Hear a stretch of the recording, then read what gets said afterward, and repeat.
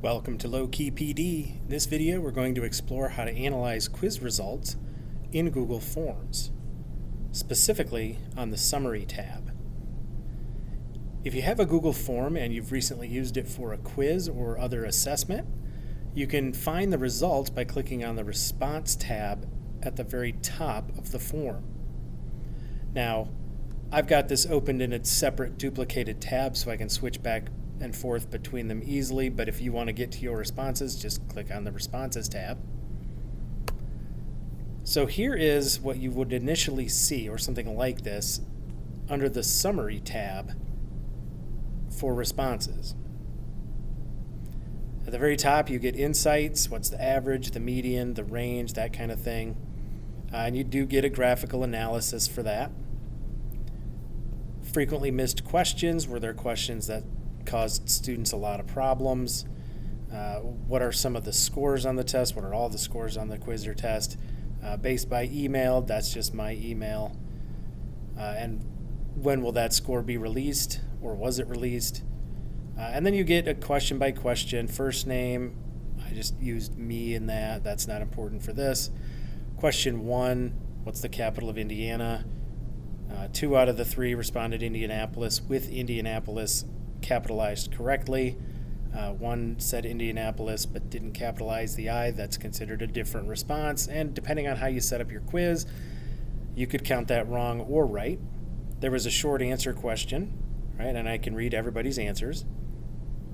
And then I get to question 3, and I can see graphically, what was the rate of response for that question. It tells me 2 out of 3 correct responses if I hover over it. Especially if there's a lot and it's unclear where that bar graph ends, you can hover over it. It will tell you exactly how many people selected that as the response. Right, and for the different questions, I can just scroll down and see graphically, what happened.